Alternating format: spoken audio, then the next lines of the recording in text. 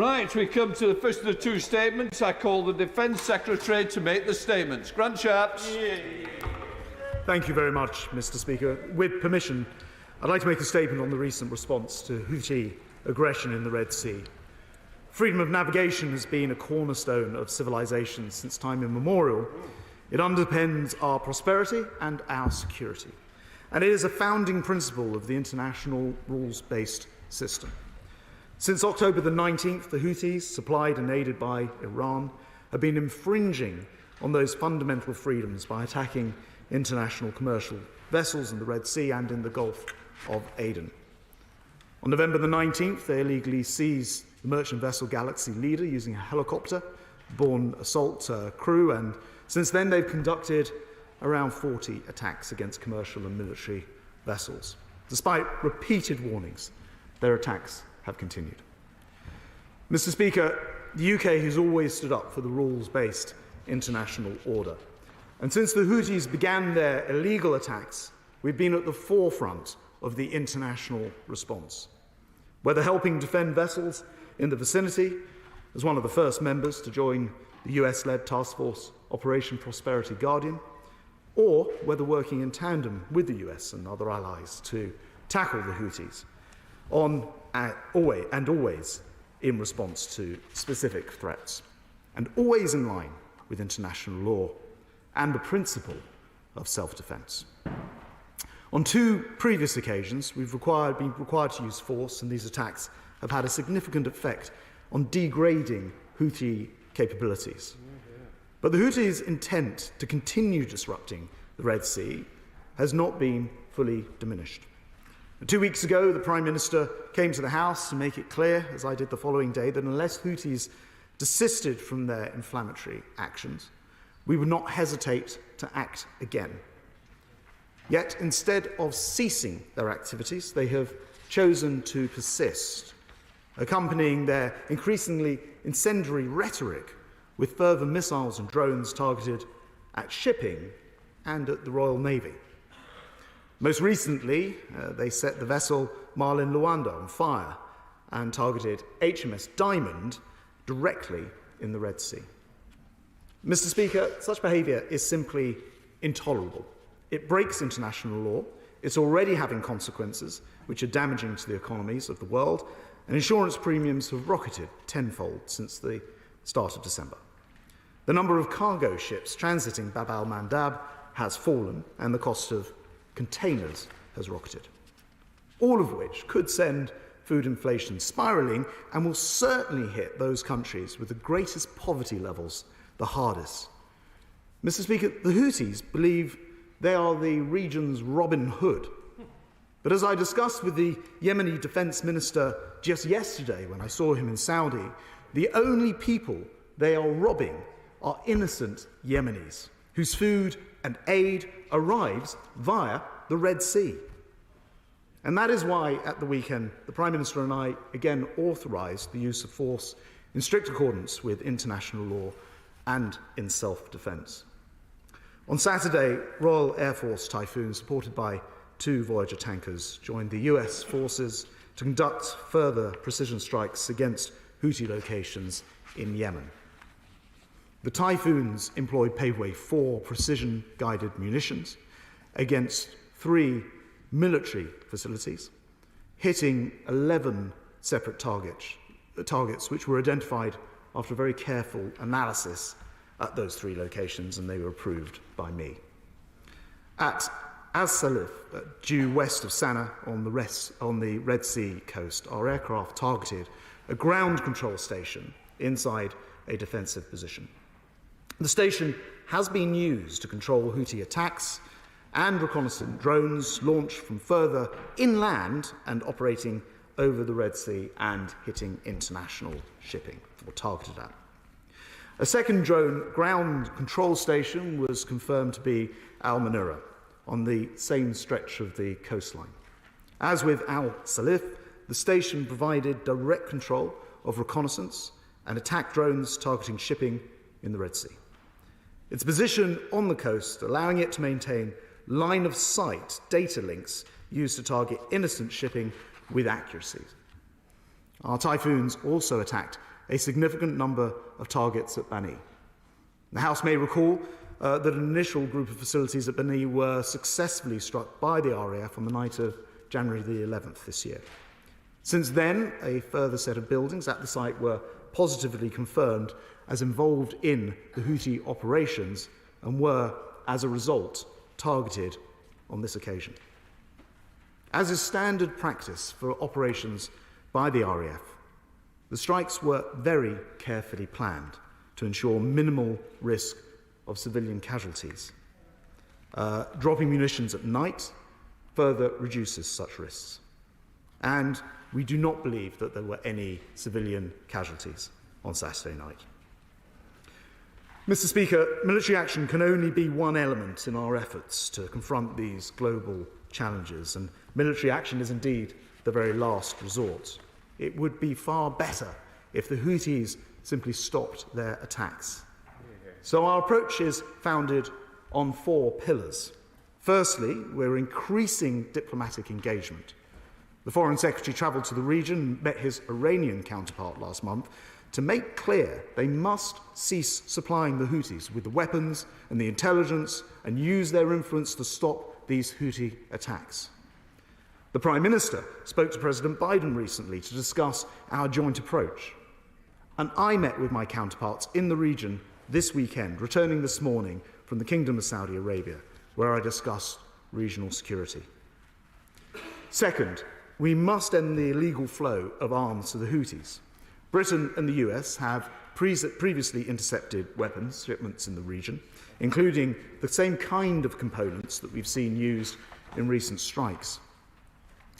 Third, we must cut off the Houthis' financial resources. We have already, last month, sanctioned 4 key figures within the Houthi regime. They include the commander of the Houthi naval forces and the Houthi defence minister.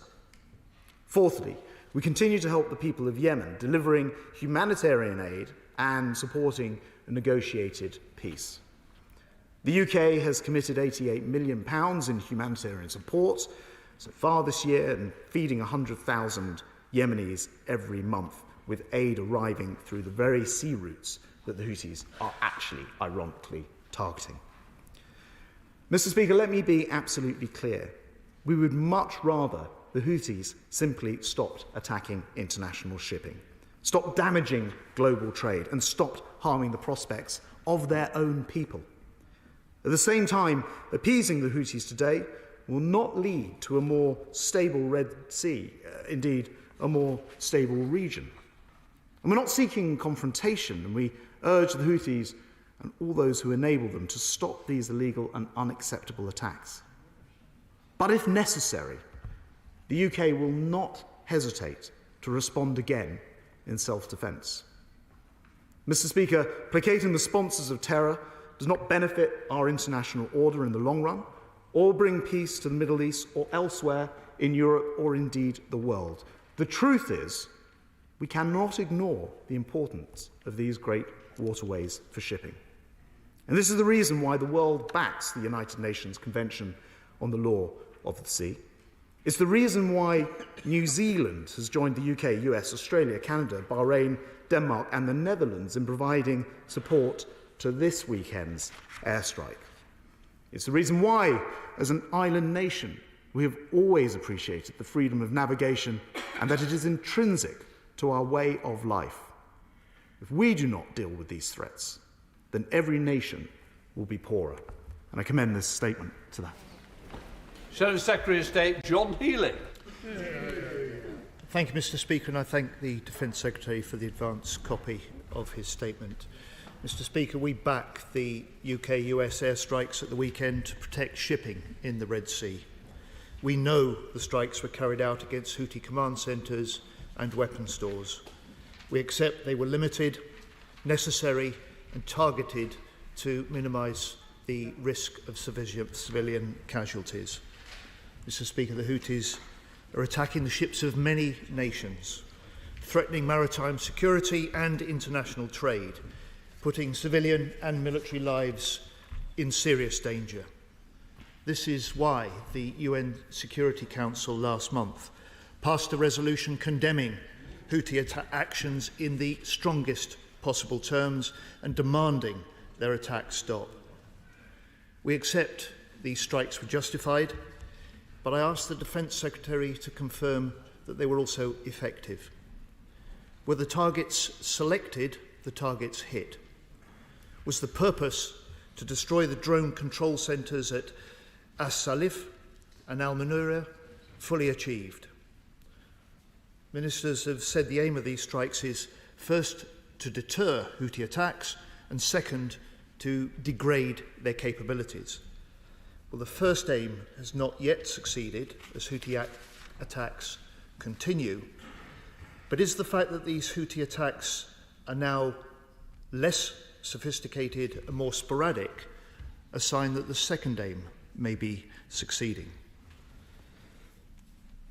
Mr. Speaker, this is the third UK-US strike in the last 3 weeks.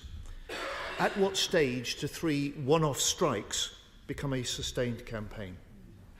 And if this does develop into continuing military action, at what stage will the government give Parliament a say?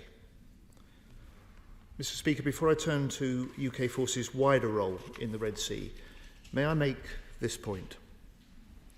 It is the Prime Minister that should be making this statement to the House, just as he did after the 2 previous UK strikes on Houthi targets. It is the Prime Minister's responsibility to authorise such UK military action in the name of the Cabinet, advised, of course, by others, including and especially by the Defence Secretary. So I just say this: the government risks downgrading respect for the Convention, that having given the go-ahead for such action, it is the Prime Minister that then reports directly to this House. Mr. Speaker, we also back the leading role that the Royal Navy has in the continuing defence of shipping from all nations in the Red Sea.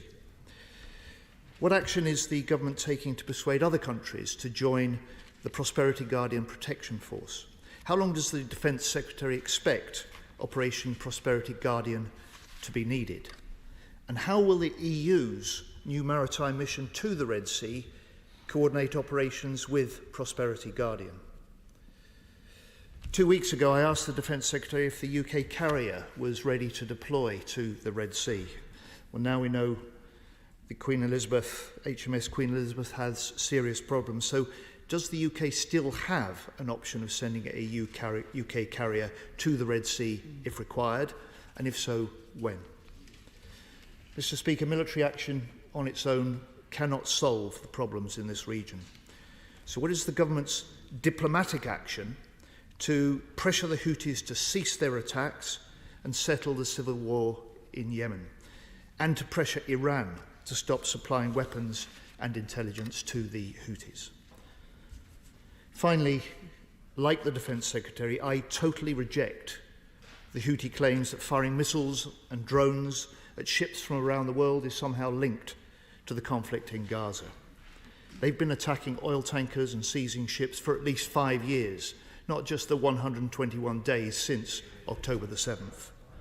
These attacks do absolutely nothing for the Palestinian people, and their agonies are now extreme.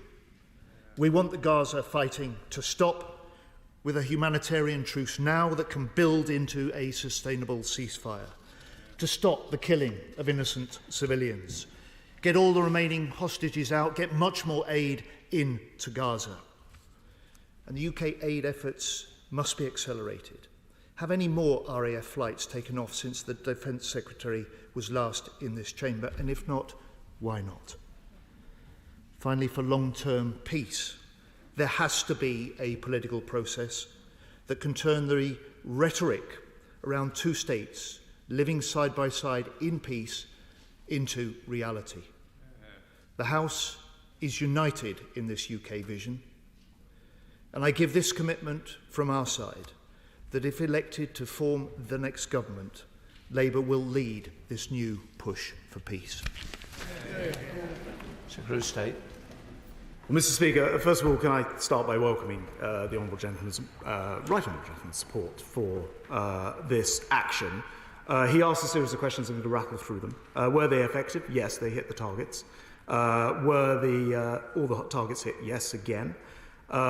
We are still carrying out the surveillance to find out exactly what the impact will have been, but I think we can be very confident that all of the relevant objectives were reached.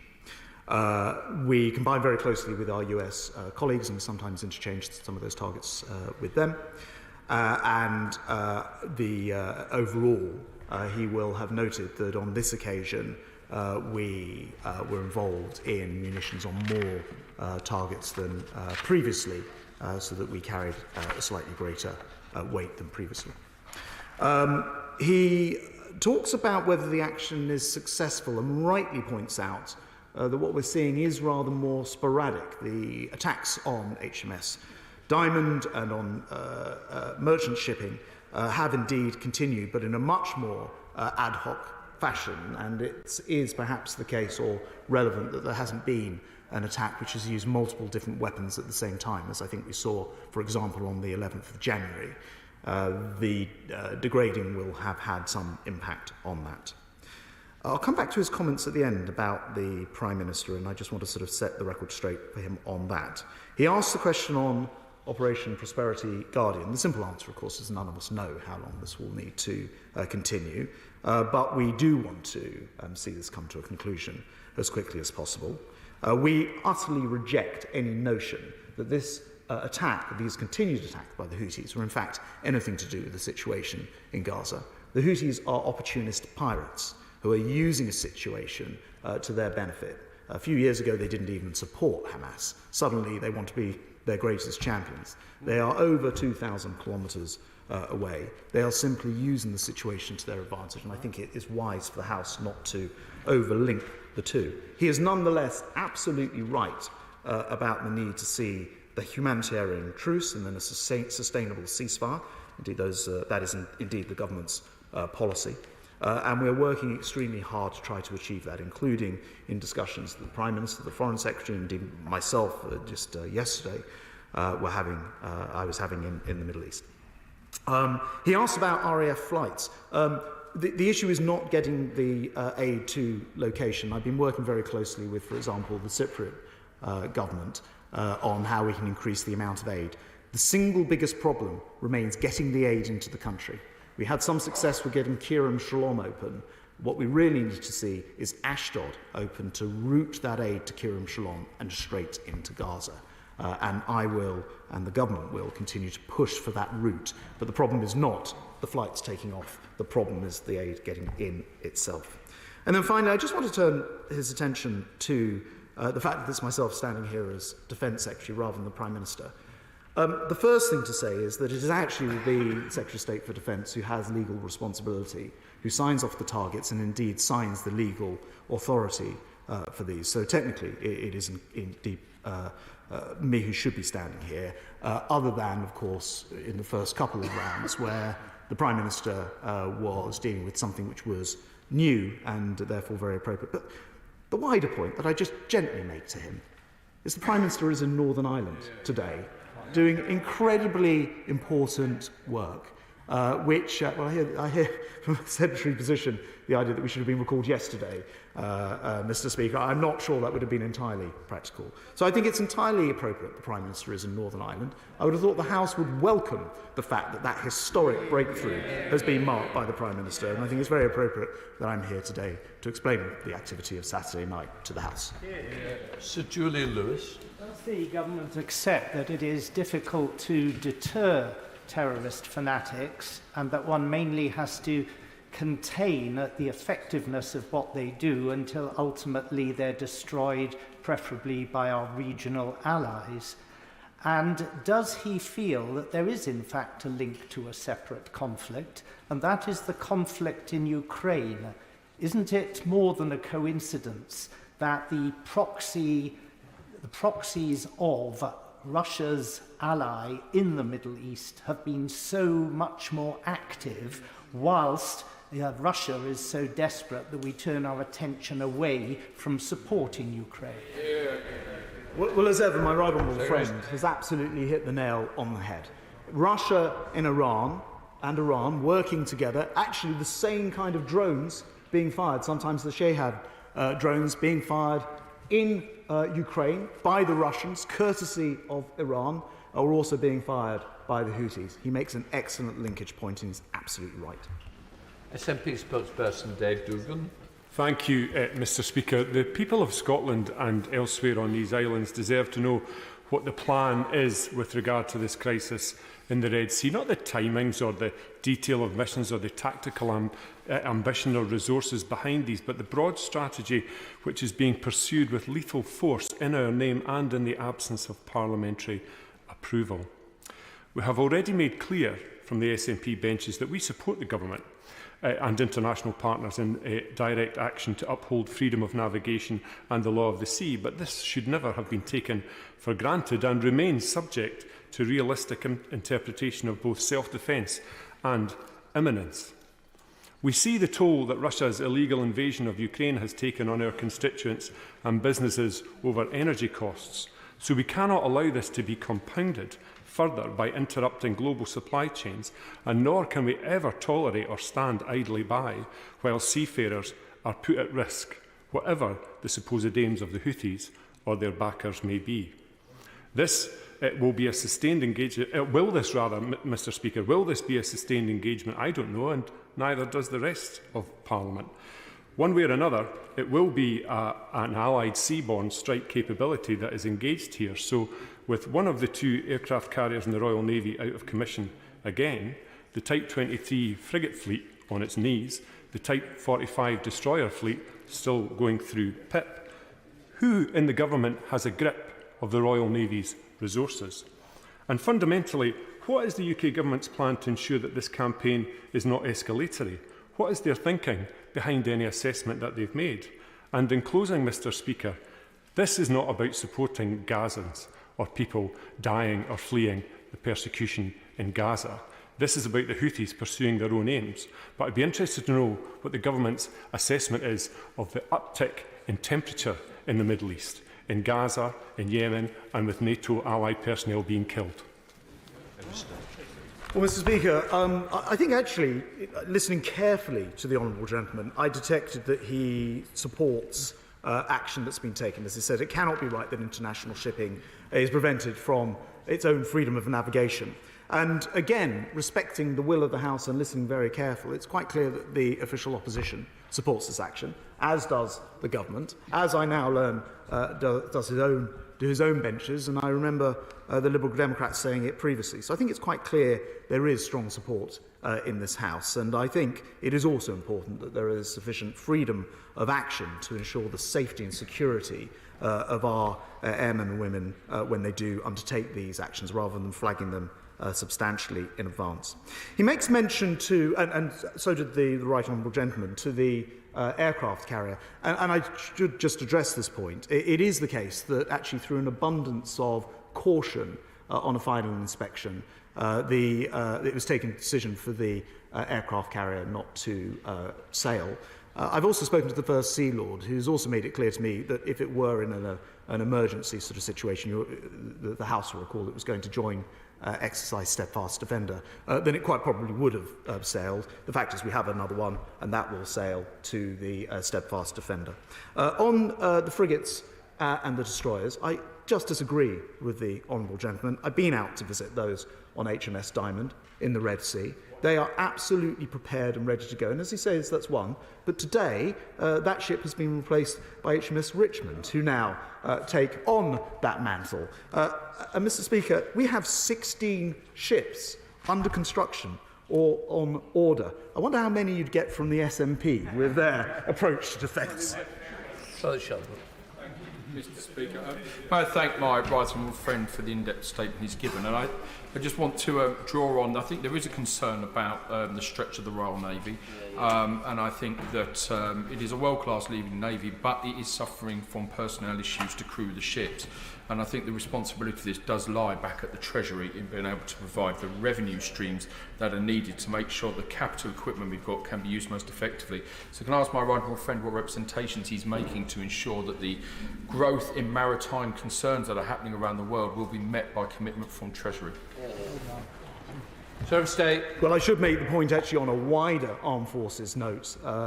MOD note that we have £288.6 billion over the next 10 years for equipment. Now, my honourable friend's absolutely right that that's got to be matched by making sure that we have the sailors, the airmen and women and the army able to resource those. I have some good news for him, actually, which is we have seen, since we've been talking very actively about these issues, an 8-year high in applications to the Royal Navy, a 6-year high in applications to the Army, and a 42% increase this January to last January in applications to join the Royal Air Force. So I predict we are making progress. Mr. Speaker, I wonder if the Secretary of State has seen the front page of the FT today, because it outlines how Iran has been using Lloyd's and Santander accounts to evade sanctions. The US is accusing front companies of funding hundreds of millions of dollars for the IRGC and working with Russian intelligence to raise money for Iranian proxies. Now, I'm sure all in this House would be appalled to know that money being laundered here in our capital is being used against our own troops, by the Houthis. So what assessment has the government made of these allegations by our ally? And does this not show yet again how we must prescribe the IRGC now? Well, this is an issue which I know is repeatedly raised in the House, and she will know because she will have heard the responses many times before, but we don't routinely comment on prescription. It is the case, though, that we do sanction, and we've sanctioned the entirety of the IRGC already, as well as a number of different actions. She'll appreciate it doesn't come directly within the defence portfolio, but I know that she'll have the opportunity to press foreign ministers and also the home ministers at a future time, but we do keep it under constant review. Well, Pritchard. Speaker, I agree with the Secretary of State and indeed with the government that we don't want to see an escalation in the region and be proportionate in our response and calibrate our response and not to provoke and antagonise. But is it not the case that we might actually be hitting the wrong target? That we are hitting proxies of Iran, and whilst I believe in peace and diplomacy, it is the malevolent factor in the region in all of this is Iran. And it might be the case that while we have the best of diplomatic intentions, we don't want to provoke Iran to a major conflict with NATO or the US or the UK, that actually putting off that decision now may well cost more lives in the future. Because Iran and the regime, not the Iranian people, but the regime in Iran are behind all of this.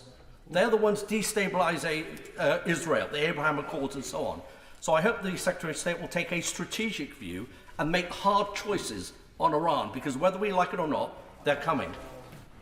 Mr. Speaker, my honourable friend makes an excellent point, which is that Iran are behind all of this. When you think Hamas, Hezbollah, the Houthis, the IRGC-aligned militia that we've seen attack not just American, I quite often hear it's American personnel who are being attacked 160 separate times in Syria, in Iraq. In fact, about a third of those occasions involved British troops being attacked as well. And on every occasion, Iran behind all of this. So yes, I absolutely agree with him. We're working very hard to pressurise Iran into realising that their current approach can do no good at all, and it will destabilise the region, which they themselves claim they don't want to do.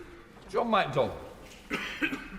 Let me just say, a direct attack on Iran would be insanity. And we would provoke, the region would be provoked and others would be dragged into it. Let me just make that point first. But can I say, I understand why the government is saying, and I quote the Minister, wise not to overlink Houthi strikes with Gaza. I can understand that. But the reality is that the Middle East region is on the edge of conflagration as a result of the war that's going on, the attacks on Gaza itself. And therefore the priority must be to secure peace in Gaza. We have a limited role on that, but we know that Netanyahu would secure peace if pressurised by the American government, because they're the only power, realistically, that can influence him and influence the Israeli strategy. So can I ask now, what further talks have been taking place now with the Biden government to ensure that they exercise the maximum pressure on Netanyahu to get to that peace negotiating table. Secretary of State.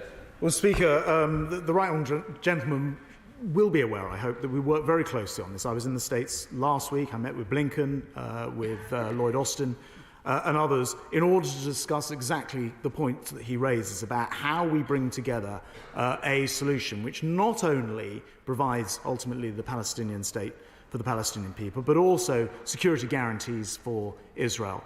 I think it's also important to realise that we are working very closely in a number of different spheres, including on the Lebanese border, where we are working hard to try to prevent a further conflict there. You remember that 125,000 Israelis have had to move from that border because of the activity of Lebanese Hezbollah. We're working with the Lebanese government. I spoke to the Yemeni defence minister. I saw him yesterday, and we discussed how to prevent that conflict from becoming part of it as well. So the government is pulling every single possible diplomatic lever in what is clearly a very complex position.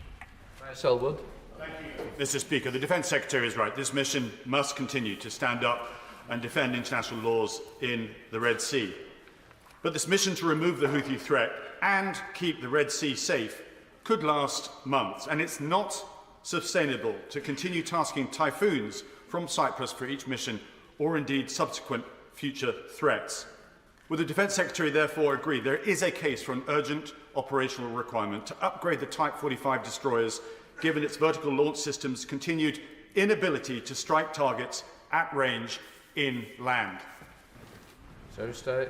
Well, Mr. Speaker, I know my right honourable friend takes a huge amount of interest in this. He'll be interested to hear on Friday I was on HMS Somerset in Devonport, where they're indeed fitting a surface-to-surface system, which may or may not be appropriate in this particular type of conflict. But I just actually want to take issue with one thing. We're in a coalition here, working with the US and others. There is no, as we've demonstrated repeatedly, there's no issue with typhoons flying a long distance. And indeed, when America carried out their unrelated attacks for the Tower 22, they flew all the way from the United States. So flying a long distance is no sign that the capability is not there in itself. Ben Bradshaw. Thank you, Mr. Speaker. Would you please have another go at giving a better answer to the question from the member for Oxford West and Abingdon about the extremely serious report in today's Financial Times that two of Britain's main banks are indirectly helping fund the Houthis, with whom we are now in some sort of conflict? Well, he will have heard my answer a moment ago, and I know he wants me to go into fuller detail. I'm not able to do that at the dispatch box right now. We have noted both the question and that article of this morning, but we're also very intensely engaged in which is the best way to ensure that Iranian influence, whether it is through the UK or in the region, is limited, and I don't think I can go further at this moment. Theresa Bills. The Houthi rebels are violent extremist anti-Semites, and it's right that we take action to combat their aggression in the Red Sea. It seems their success in degrading their capabilities. Is the Secretary of State confident we'll get to the point where we can stop these attacks altogether? Secretary of State. Well, Mr. Speaker, I think the clock is running down for the Houthis, and as much as their ability is being degraded, as was pointed out, they don't have the eyes and ears from the radar stations, etc. They are more reliant still on Iran, and only the UK and the US have done interdictions of their weapons. So there is there's a limitation to this. Nonetheless, we still think that would, if they choose to, that would continue even at that lower level. But it's very important that they do cease and stop this, and we're putting pressure on, as I've described, for every possible means, including very extensive talks I had yesterday in Saudi Arabia with various different people, including not just the Saudis, but the Yemenis themselves. Thank you, Mr. Speaker. Can the Minister confirm what the long-term strategy is and how this relates to the ongoing precarious situation in Yemen itself? And is it the government's plan to commit to sustained military action? And if so, surely it's only right for Parliament to have its say in the appropriate way. Well, Mr. Speaker, this is the third time that we've come and made a statement, and I know the Honourable Lady has made other contributions to the debate. So we do feel that Parliament is being fully engaged in this process. We're not looking to make this as a sustained long-term military action. Indeed, I can guarantee the House that if the Houthis stop, we will have absolutely no requirement again to drop munitions on the Houthis. But it is a fact that they are the ones who are interrupting international maritime, and we cannot stand by and allow that to happen. James Sunderland. Mr. Speaker, I know the Defence Secretary cannot comment specifically on target acquisition, but could he please confirm to the House that our ISTAR is focused on those Houthi capabilities that are directly engaged in the attacks upon international shipping? And is it reasonable to assume that further degradation of those capabilities will result in increased security in the Red Sea? Mr. Speaker, my honourable friend asked a very good question, which I think hasn't been asked before, and the answer is yes, we're looking very carefully, and the locations chosen on this occasion were indeed a combination of US and UK intelligence. Sammy Wilson. Mr. Speaker, the government is right to have the strong response that it does have in what may seem to many people a faraway war or a faraway incident, but which can impact so much on people's lives here in the United Kingdom, either through shortages of food, supply chains being disrupted, and the inflationary impact. But given the reports which there have been about shortage of personnel in the Royal Navy, the reported difficulty in munitions, the difficulties with some ships, and now the increased demands on the Navy because of tensions with China, Russia, and maybe even in the future Argentina, can the Minister give us an assurance that we do have the capability of playing our part in keeping this supply chain open? And what discussions he had with other allies to get them involved in the task of supporting us in this job? Well, the right honourable gentleman is absolutely right about the importance of trade. 90% of our goods come to this country via the sea. So it really matters to the United Kingdom, but indeed it matters to the whole world. He mentions, I don't know, one or two others have, personnel, munitions, etc. I have not, in my time as Defence Secretary, been unable to deploy exactly where I've needed to at the request, for example, of NATO. When we deployed to Kosovo, they've returned home now, this conflict in the Middle East where we've needed to carry out the actions that we're discussing. So on each occasion, those have been available. And I mentioned before a $288 billion 10-year programme on equipment and also the success in more personnel being recruited. He's right, I do encourage other countries to match our comfortably above 2% and headed up to 2.5% of GDP defence budget, and the sooner they do that, the better. Tom Hunt. Thank you, Mr. Speaker. I fully support the government's action in the Red Sea.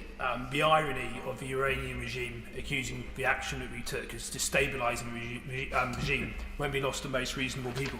Does the Secretary of State agree with me that those demonstrators on the streets of London applauding what the Houthi rebels have been doing are at best useful idiots and at worst truly the enemy within? Well, look, I'll use my own language on it. It is disgraceful to see people go out and support those who are indiscriminately firing at merchant ships. I mean, that is absolutely appalling. I won't repeat his language. I'll put it down to ignorance rather than anything else. Slaughter. Thank you, Mr. Speaker.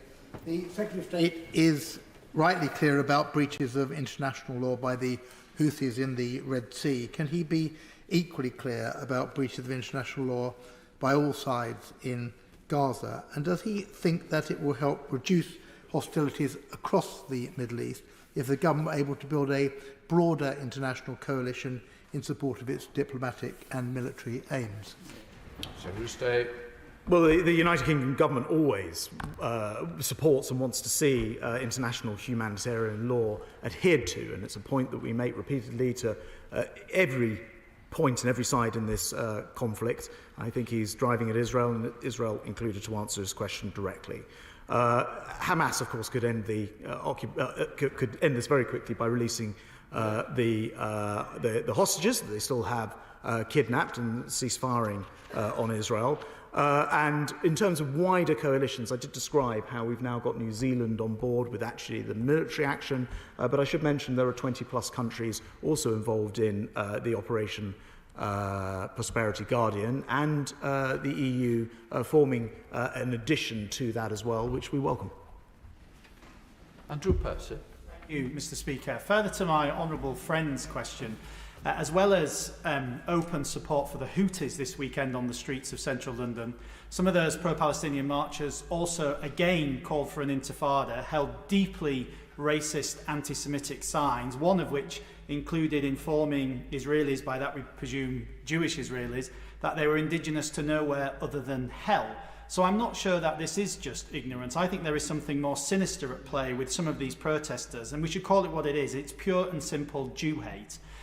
So can the Secretary of State inform the House whether he has spoken to anybody else across government about more action to deal with some of this hate on our streets?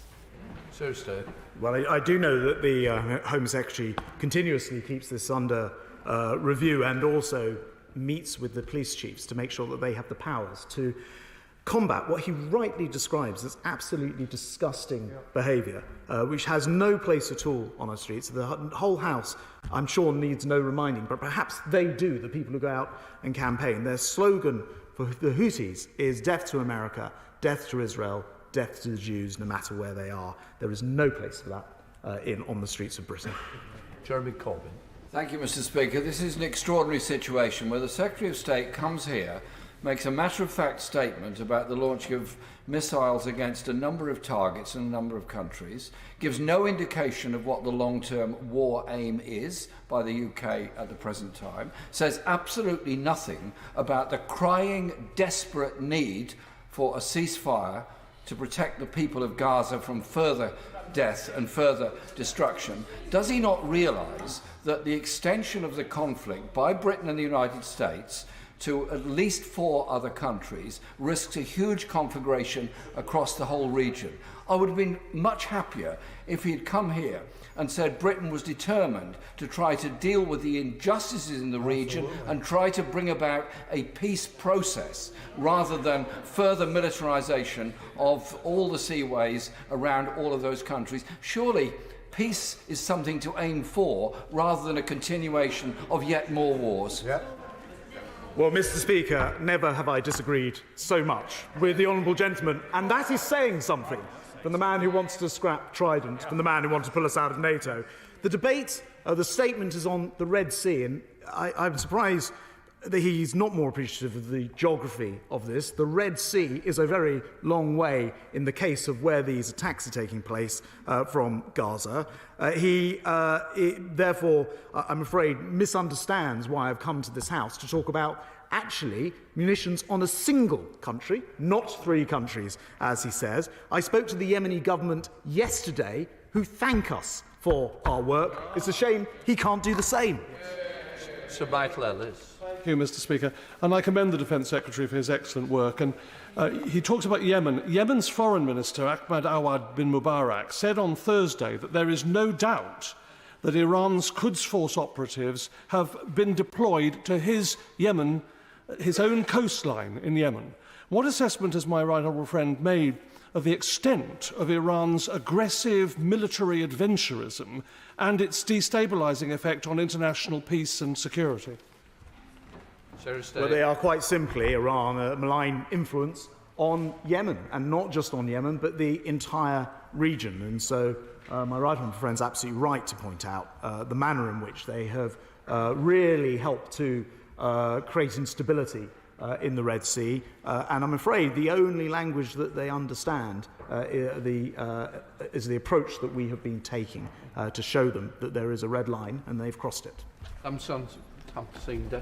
Thank you very much. Mr. Speaker, I completely understand and agree with the need to protect international shipping, maritime security and ensure the safety of civilians and seafarers in the Red Sea. However, some of us are also very concerned about a wider escalation in this already volatile region. So can the Defence Secretary outline what steps is the government taking, diplomatic or otherwise, to prevent us being sucked into an escalating regional conflict?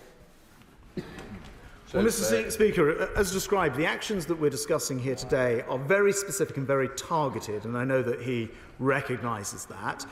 They're not open to being repeated unless attacks on us continue, so they can actually stop immediately. And in terms of the wider diplomacy, which I've gone into some detail on, I met with Sullivan, with Blinken, with Lloyd Austin in the States. The Foreign Secretary has been doing the same with his opposite numbers.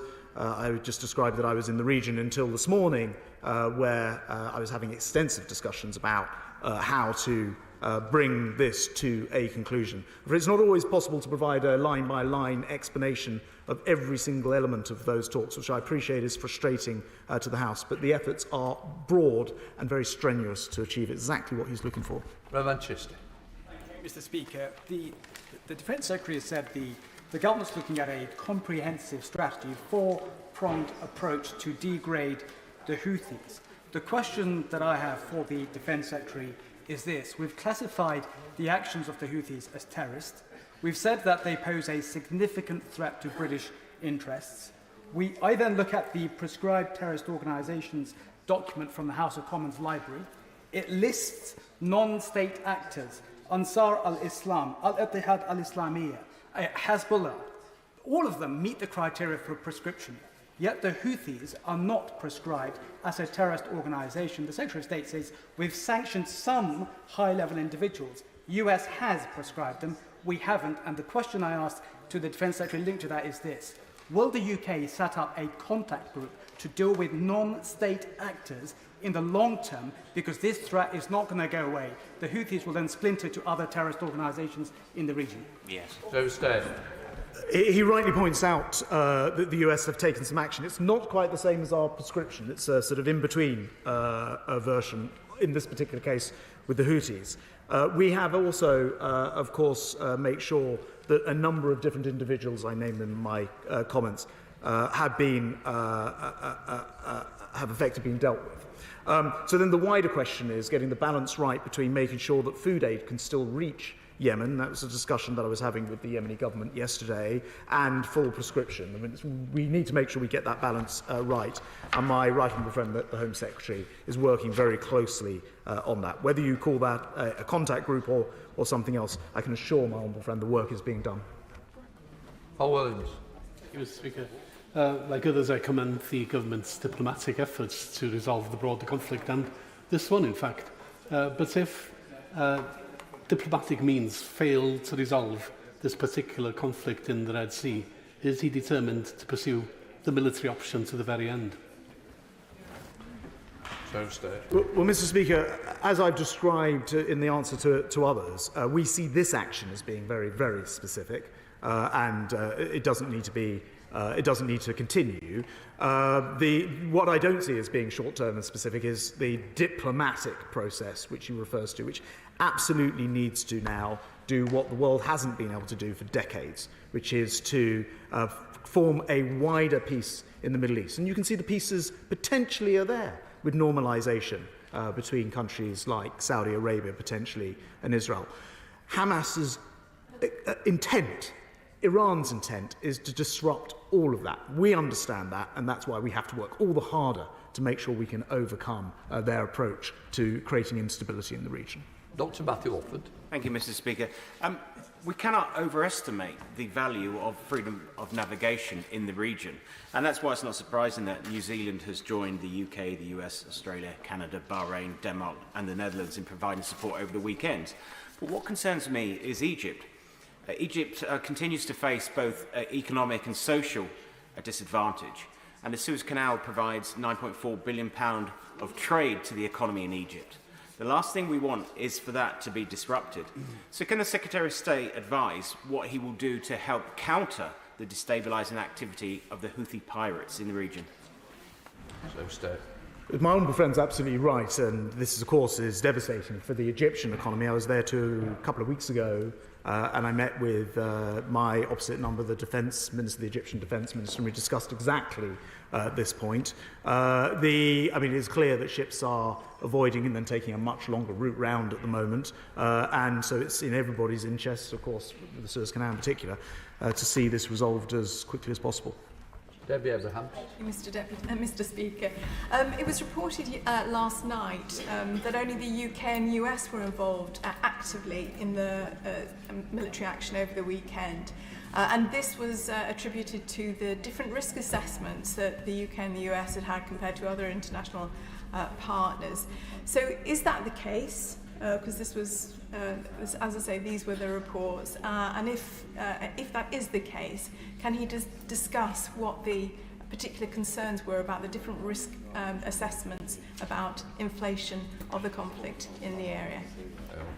Mr. Speaker, it's difficult for me to answer for why different countries would take part or not. There's a much wider group of countries who take part in Operation Prosperity Guardian, so the freedom of navigation part of it. A number of the other countries have actually actively provided assistance, including intelligence officers and the like. I think the truth of the matter is that actually there are only relatively few countries in the world who actually have the capability, the capacity to carry out this action, and I think it should be a matter of pride, in fact, that when push comes to shove, it is the United Kingdom who is able to step up and carry out some of this difficult work.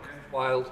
Thank you very much, Mr. Speaker. Given continuing attacks by Iranian-backed Houthis, will the government, as well as pursuing diplomacy and trying to stop the illegal flow of weapons and finance, be prepared to intensify military action in self-defence with our allies to degrade the ability for further attacks on commercial shipping?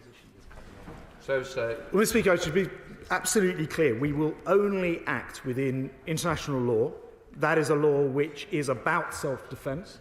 So we respond to those attacks in turn. We will never, we are not looking to increase the implications of this, as I've described very carefully, because we want to bring it to a close. But this remains open-ended, and we'll have to go back if they do not stop. Kenny McCaskill. Thank you, Mr. Speaker. It's not simply the Houthis who say that this issue is inextricably linked to Gaza, but the Embassy of Yemen has made it clear in paragraph 4 of its letters to all MPs. Equally, Brigadier Deverell, the former British military attaché in Yemen and Saudi Arabia, has also said that it is linked. He has also gone on to add that this striking will actually fail and will not resolve the situation.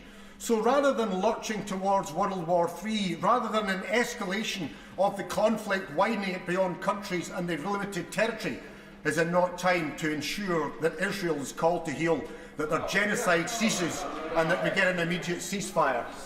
So I think the honourable gentleman will detect the House hasn't followed the logic of his argument. There is a difference between this being absolutely inextricably not linked to Gaza, apart from when members opposite might try to do so, and the Houthis claiming that it's somehow linked as a badge of convenience, as a way of trying to muscle in on that action. And I'm very, very sorry that the honourable gentleman chooses to repeat their propaganda. Reg Smith. Thank you, Mr. Speaker. In addition to the IRGC deployment on the coastline of Yemen that my right honourable friend for Northampton North referenced, Tehran has also deployed its Alborz warship to the Red Sea, and we know that 2 US Navy SEALs have died after attempting to seize Iranian weapons bound for the Houthis.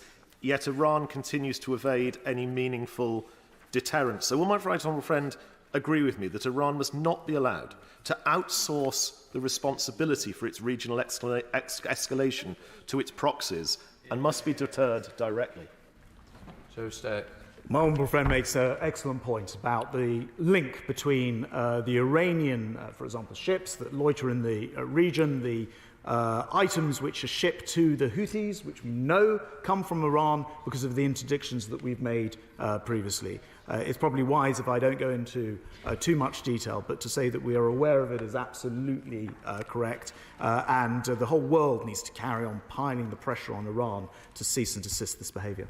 Thank you, Mr. Speaker. The Defence Secretary is right to highlight the risk to humanitarian aid in the region, and not least with the catastrophic situation in Gaza. Could he set out for the House what steps he has deployed through air capability as well as sea capability over the last 4 months in order to establish routes of aid by sea or by air into Gaza? So stay. Well, Mr. Speaker, first of all, I would actually link the action that we've been taking to degrade the Houthis' ability to prevent that aid from reaching them, because, as I said in my opening comments, they get almost all of their food via the Red Sea. So I would class all of the action we've taken now in 3 rounds of strikes to be very much part of getting that food into the country. As I mentioned in my comments, we provide significant amounts of aid. We feed about 100,000 Yemenis a month off the back of it, and it is the Houthis who are trying to prevent that from happening. Justin Mathers. Thank you, Mr. Speaker. We support the right for shipping to pass freely. And it seems from talking to businesses that actually they're already feeling the effects of this in their supply chains. But if one of the purposes of the strikes is to act as a deterrent to the Houthis, it seems that they haven't got the message yet, and it's not clear if they actually ever will. So I am concerned that there is a risk we are going to escalate in the region. And I know the Secretary of State's already set out a number of activities he's undertaken on a non-military basis to try and reduce tensions. But is there anything else that he's able to do that he hasn't done already that will help end this conflict? I think, although it's true to say that clearly the Houthi attacks haven't ended, as the Right Honourable Gentleman, the Shadow Defence Secretary said, there does appear to have been a difference in the cadence of this, perhaps, and the mass attacks we saw, for example, on the 11th of January haven't been repeated. That will be in part because the ability has been degraded. But we're always looking at other means, including routes via the UN and the wider picture of things like the peace treaty between Saudi and Yemen. All of these things are fitting into the way that we are applying pressure to try to bring the situation to a close. Jim Shannon. Thank you, Mr. Speaker. Can I thank the Secretary of State very much for his statement, a very strong, robust determination to stop the attacks on international shipping.